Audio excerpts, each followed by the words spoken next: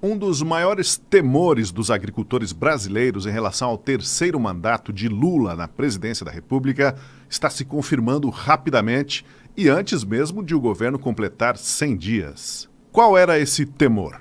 A insegurança jurídica quanto à propriedade das terras. Nunca foi segredo para ninguém que PT e MST formam uma dobradinha que pouca importância dá ao direito constitucional da propriedade privada no meio rural. E a conivência e até estímulo às invasões estão de volta. Desta vez, vêm acompanhados do aparelhamento do Estado com militantes do MST, que assumem cargos em funções estratégicas para distribuir dinheiro à sua própria organização de origem, de uma maneira disfarçada como assistência social ou estímulo à agricultura familiar. A dúvida para alguns era se, em seu terceiro mandato, o presidente Lula manteria a velha fórmula de se aliar aos invasores, mesmo diante do fato de que a modernização da agricultura brasileira nas últimas décadas fez praticamente desaparecer as terras improdutivas.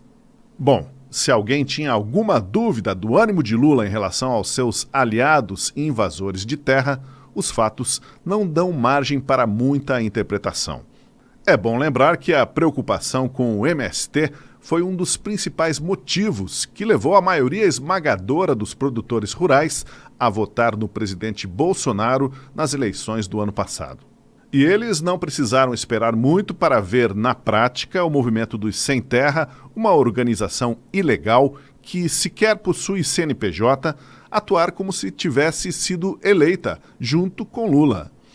O MST ataca em duas frentes. No campo já foram registradas 15 invasões de terra desde a posse de Lula. Pouco importa se a fazenda é notoriamente produtiva, caso de 3 propriedades da Suzano, uma das maiores empresas de celulose do mundo, no sul da Bahia. A desocupação das fazendas só ocorreu por ordem da Justiça. Em todo o tempo, o ministro do Desenvolvimento Agrário, Paulo Teixeira, falava em negociar, chamar os invasores e representantes da empresa para se sentarem a uma mesa de negociações. É o disparate do convite para a vítima negociar com o bandido, negociar com quem invadiu a sua casa, a sua propriedade, e tendo o Estado como mediador. Outra invasão, a mais recente, aconteceu nesta semana, quando 250 pessoas ligadas ao MST invadiram uma área de 800 hectares de uma usina na cidade de Timbaúba, em Pernambuco. Eles alegam que as terras não cumprem a função social de produzir alimentos, a mesma retórica de todas as invasões, por mais que os sem terra tenham que amassar milho e soja para instalar os seus barracos. Na lógica do MST, com Lula no poder, se a propriedade é da União, então é deles também. Foi com essa mentalidade que no dia 25 de março o movimento invadiu uma fazenda em Hidrolândia, no interior de Goiás. A propriedade foi incluída no patrimônio da União em 2019, depois que um empresário suíço foi condenado por organizar um esquema internacional de prostituição. A fazenda era usada como rota para o tráfico de mulheres. Após a invasão do MST, o governo federal indicou que pretende incluir a fazenda na reforma agrária. As invasões, como eu disse, consistem em uma das frentes de ataque do MST. A outra frente envolve a estratégia de ocupar o próprio governo federal e em postos chaves em que o próprio movimento pode ser muito beneficiado, inclusive, claro, financeiramente. Um exemplo: o ex-deputado estadual gaúcho Edgar Preto, que tem ligações históricas com o Sem Terra, é o atual presidente da Companhia Nacional de Abastecimento, a CONAB. É a CONAB, ou seja, o MST e Preto, que vai coordenar as compras de alimentos da agricultura familiar para programas do governo. Assim, milhões de reais vão ser escoados para o MST e suas organizações aliadas. Um pouco antes, eu já falei que o MST não tem personalidade jurídica, não tem CNPJ, mas criou entidades paralelas, cooperativas da reforma agrária, para receber toda essa dinheirama pública. Na prática, os recursos públicos funcionam como um prêmio à ineficiência econômica e agronômica de muitos assentamentos, devido às baixas produtividades e ao uso deficiente de tecnologias. De saída, o Programa de Aquisição de Alimentos, retomado pelo governo federal, já prometeu 500 milhões de reais em compras carimbadas do MST e suas cooperativas. Como alertou o ex-presidente do INCRA, Chico Graziano, a importância da Conab para o governo do PT não é formar estoques públicos, que não tem mais sentido no mundo de hoje, mas é alimentar a máquina dos grupos anticapitalistas no campo, financiar os que ficam batendo no agronegócio, xingando tudo. Cria-se um paradoxo em que a Conab usa recursos do governo brasileiro, do povo brasileiro e até do próprio agronegócio para financiar quem mete o pau no agronegócio.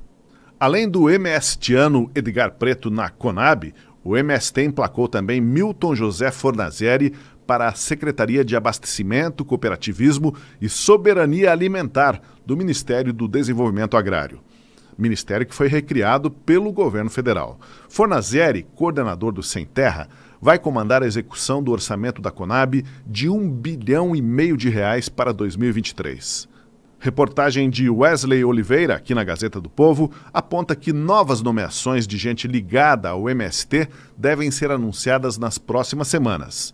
Dentre elas, a coordenadora nacional do movimento, Kelly Maforte, que foi escolhida para comandar a Secretaria Nacional de Diálogos Sociais e Articulação de Políticas Públicas da Presidência da República, um cargo ligado diretamente ao presidente. Em outra deferência ao MST, o PT indicou na semana passada o deputado federal Valmir Assunção, da Bahia, como vice-líder do partido na Câmara. Assunção está no 4º mandato e já participou do trabalho de base do MST e de ocupações de terras no interior da Bahia. Não foi sem motivos que a Frente Parlamentar da Agropecuária, uma das bancadas mais fortes do Congresso, se opôs desde o início à transferência da Conab, um órgão técnico pensador do agronegócio, do Ministério da Agricultura para o Desenvolvimento Agrário. Ao fazer isso, o governo deixou claro que instrumentalizaria a Conab para fazer política assistencialista e repassar recursos para organizações como o MST. A parte técnica de levantamento de safras, cálculo de estoques, acompanhamento dos cultivos ficou escanteada. O importante é financiar os exércitos aliados. Em relação às invasões, diante da omissão do governo, já foi protocolado um pedido para a instalação de CPI para investigar essas invasões de terras no país e a conivência das autoridades. O pedido tem 172 assinaturas de deputados, ou seja, mais de 1/3 dos parlamentares, que é o mínimo exigido por lei. E está nas mãos do presidente da Câmara, Arthur Lira, decidir sobre a instalação desta CPI. Os deputados querem investigar o modus operandi dessas invasões, que tem relatos de extorsão de proprietários, ameaças, utilização de armas ilegais e vários outros crimes que os invasores tentam revestir como movimento social. O governo federal vai fazer de tudo para barrar a CPI, para que verdades incômodas não venham à tona e ganhem os holofotes. É tudo que a dobradinha PT-MST não quer. Enquanto isso, o governo segue entregando cargos públicos, a chave do cofre de milhões de reais, para gente ligada a um movimento que promove invasão, violência e agroterrorismo. A própria sociedade financiando a violência no país, com a conivência do governo. E o Abril Vermelho, assim chamado pelo MST para marcar a intensificação de invasões, está apenas começando. Não esqueça de se inscrever em nosso canal e ativar o sininho das notificações. Assim você sempre saberá quando novos vídeos forem publicados. Compartilhe o vídeo, dê o seu like.